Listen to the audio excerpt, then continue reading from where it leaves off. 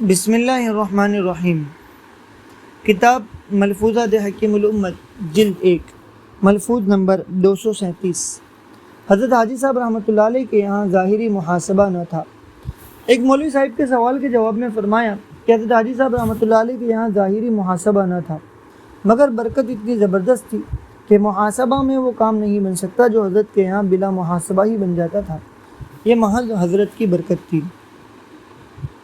ملفوظ number 239، اوپر جو ملفوظ تھا وہ 238 تھا، اس کو 237 کہہ دیا گیا۔ ملفوظ نمبر 239، فرمایا کہ میں نے جو لوگوں کے ذوام میں ایک نئی بات جاری کی جو اپنے بزرگوں میں اس درجہ نہ تھی۔ فرمایا کہ میں نے جو لوگوں کے ذوام میں یعنی لوگوں کے خیال کے مطابق ایک نئی بات جاری کی ہے جو اپنے بزرگوں میں اس درجہ نہ تھی، اور وہ محاسبہ ہے۔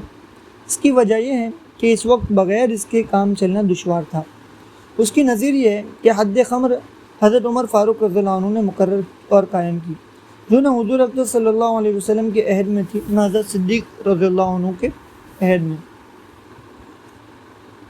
اگر حضرت عمر رضی اللہ عنہ پر کوئی بھی اعتراض کرے جو مجھ پر کیا جاتا ہے کہ وہ کام کرتا ہے جو بزرگوں نے نہیں کیا، تو جو جواب اس کا حضرت عمر رضی اللہ عنہ کی طرف سے ہوگا وہ اس عمر کی یعنی میری طرف سے بھی خیال کر لیا جائے۔ ان حضرات کے زمانے میں ضرورت نہ تھی، اب ضرورت ہے تعزیر کی، روک ٹوک کی، سیاست کی۔ ملفوظ نمبر 240، غیر مقلدی کا انجام سرکشی اور گستاخی۔ ایک مولوی صاحب نے عرض کیا کہ حضرت فقہا رحمۃ اللہ علیہ نہ ہوتے تو سب بھٹکتے پھرتے۔ حضرات فقہا رحمۃ اللہ علیہ نہ ہوتے تو سب بھٹکتے پھرتے۔ وہ حضرات تمام دین کو مدون فرما گئے۔ فرمایا واقعی اندھیرا ہوتا۔ یہ غیر مقلد بڑے مدعی ہیں اجتہاد کے، ہر شخص ان میں کا اپنے کو مجتہد خیال کرتا ہے۔ میں کہا کرتا ہوں کہ اس کے موازنہ کی آسان صورت یہ ہے کہ قرآن و حدیث سے تم بھی استنباط کرو، ان مسائل کو جو فقہا کی کتابوں میں تم نے نہ دیکھے ہوں، اور پھر فقہا کے استنباط کیے ہوئے انہی مسائل سے موازنہ کرو، معلوم ہو جائے گا کہ کیا فرق ہے۔ کام کرنے سے معلوم ہوتا ہے کہ کام کس طرح ہوتا ہے۔ فرمایا کہ یہ غیر مقلدی نہایت خطرناک چیز ہے، اس کا انجام سرکشی اور بزرگوں کی شان میں گستاخی، یہ اس کا اولین قدم ہے۔ اسی سلسلے میں فرمایا کہ ایک شخص دہلی آیا تھا۔ اس وقت دہلی میں گورنمنٹ نے جامع مسجد میں واعظ کہنے کی ممانعت کر دی تھی، بہت جھگڑے فساد ہو چکے تھے۔ اس شخص کی کوشش سے واعظ کی بندش ٹوٹ گئی، اس نے خود واعظ کہنا شروع کیا، اور اس کا عقیدہ تھا کہ نماز تو فرض ہے مگر وقت شرط نہیں۔ میں نے بھی اس کا واعظ سنا تھا، بڑا پکا اور کٹر غیر مقلد تھا۔ واعظ میں کہا تھا وَجَعَلْنَا مِن بَيْنِ أَيْدِيهِمْ سَدًّا وَمِن خَلْفِهِمْ سَدًّا فَأَغْشَيْنَاهُمْ فَهُمْ لَا يُبْصِرُونَ، اور ترجمہ یہ کیا تھا کہ کر دی ہم نے ان کے سامنے ایک دیوار، یعنی صرف کی،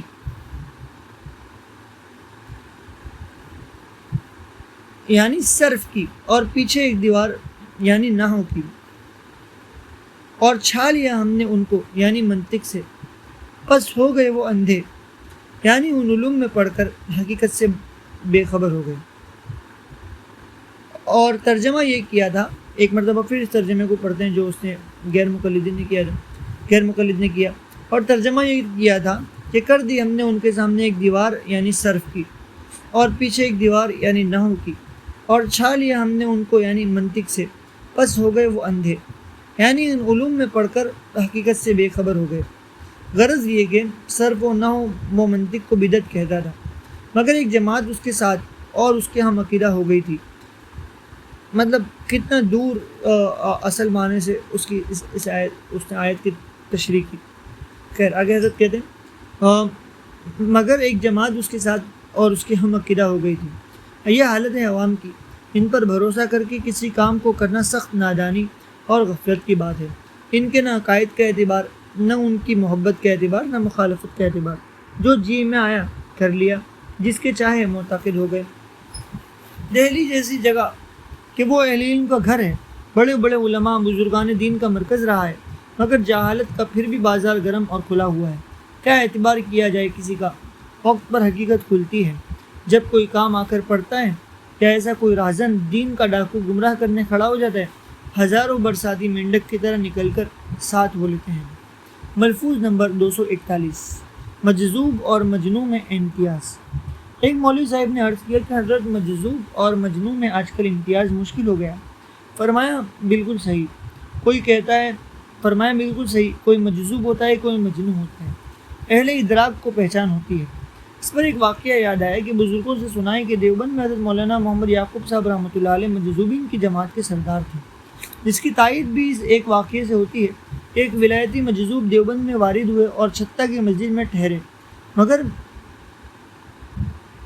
ٹھہرنے کی حضرت مولانا سے اجازت دی۔ پھر فرمایا ہم لوگ طالب علم ان مجذوب سے بعض کفار کے لیے بددعا کرایا کرتے تھے، مگر وہ کبھی جواب نہ دیتے، صرف یہ کہہ دیتے کہ خیر باشد، پھر وہ مر گئے۔ بعد میں اپنے بعض بزرگوں سے معلوم ہوا کہ وہ بعض کفار کے طرفدار تھے۔ اس طرفداری پر فرمایا کہ مجذوبین کی مثال ملائکہ کی سی ہے کہ وہ کفار کی بھی تربیت کرتے ہیں، اور اس سلسلے میں یہ بھی فرمایا کہ وہ گو اس عالم کے اعتبار سے بے سمجھ ہوتے ہیں، مگر ان کو اس سمجھ کی ضرورت نہیں، دوسری سمجھ کی ضرورت ہے، وہ ان میں ہوتی ہے۔ اور میں نے جو اس عالم کے اعتبار سے سمجھ کی نفی کی ہے، اس کا خلاصہ یہ کہ اس جماعت میں عقل نہیں ہوتی، گو حواس درست ہوں۔ جیسے گھوڑے میں مثلا عقل نہیں ہوتی مگر حواس ہوتے ہیں، یا بچے کی مثال بلوغ سے پہلے کہ اس وقت عقل نہیں ہوتی مگر حواس ہوتے ہیں، تو سلامت حواس مجذوبیت کے منافی نہیں، نہ اس سلامت حواس پر نماز وغیرہ کے فرض ہونے کا مدار ہوتا ہے، اس کی فرضیت کے لیے عقل شرط ہے۔ پس مجنوں اس طرح مجذوب عقل نہ ہونے کی وجہ سے احکام شرع کا مکلف نہیں ہوتا۔ باقی ان دونوں جماعت میں فرق کرنا مشکل ہوتا ہے۔ یہ بہت ہی نازک مقام ہے کہ ہر مجذوب اور مجنوں میں فرق کر لیا جائے، مگر اس کا ضمنی معیار یہ ہے کہ اس مجذوب کے زمانے کے صلحاء اتقیاء کا جو برتاؤ اس کے متعلق ہو وہ معتبر ہے، عوام کا خیال اس بارے میں معتبر نہیں، یعنی اس زمانے کے مشائخ جو اس کے ساتھ برتاؤ کریں یا احترام کا یا اعراض کا، وہی دوسروں کو کرنا چاہیے، اپنی رائے سے عوام کچھ نہ کرے۔ پھر اسی سلسلے میں فرمایا کہ اول تو اس جماعت سے کوئی امید نہیں رکھنا چاہیے، حتی الامکان ان لوگوں سے الگ ہی رہنا مناسب ہے، کیونکہ ان کو عقل تو ہوتی نہیں، اس لیے ان سے اندیشہ ضرر ہی کا غالب ہوتا ہے۔ ایک مولوی صاحب نے عرض کیا کہ حضرت اس کی حقیقت کیا ہے، یہ مجذوب کیسے ہو جاتے ہیں؟ فرمایا کہ حقیقت اس کی یہ ہے کہ کوئی وارث ایسا قوی ہوتا ہے جس سے عقل مسلوب ہو جاتی ہے، اور یہ سب مجاہدہ ہی کی برکت ہے کہ یہ درجہ نصیب ہو جاتا ہے۔ پہلے سے کسی کو بھی خبر نہیں ہوتی کہ کسی کو خبر بھی نہیں ہوتی کہ یہ کرتے کیا تھے، اسی وارث سے پیالہ جھلک گیا، تب سب نے دیکھ لیا۔ یہ حقیقت ہے مجذوبیت کی، اور یہی مجذوب ہیں جن کے سپرد کارخانے تکوینیہ ہیں اور اس کے انتظام کے ذمہ دار ہیں۔ باقی جو اہل ارشاد ہیں، وہ نائب رسول ہیں، وارثان پیغمبر ہیں، ان کی شان کہیں ارفع و اعلیٰ ہے۔ اصل چیز اللہ رسول کی اطاعت ہے، باقی کشف و کرامات وغیرہ یہ چیزیں کوئی کمال نہیں، ایسے عجائب اہل باطل سے بھی صادر ہو جاتے ہیں۔ جیسے چنانچہ امریکہ یا جرمن میں ایک شخص کی بیوی کا انتقال ہوا، وہ اس کو بہت چاہتا تھا، اس لیے اس کو خیال ہوا کہ دفن سے پہلے اس کا فوٹو لے لیا جائے تاکہ دل میں بہلانے کا مشغلہ باقی رہے۔ اس نے فوٹو لیا، بجائے ایک فوٹو کے 5 فوٹو آ گئے، ایک تو اس کی بیوی کا تھا اور 4 اور تھے۔ پھر ان میں 4 میں 2 کو تو پہچانا، وہ بھی مردہ تھے، اور 2 کو نہیں پہچانا۔ انہوں نے اس سے یہ تحقیق کی ہے کہ اور روحیں وہاں موجود تھیں، ان کا فوٹو آ گیا ہے، مگر نہایت عجیب بات ہے کہ غیر مرئی کا فوٹو کیسے گیا۔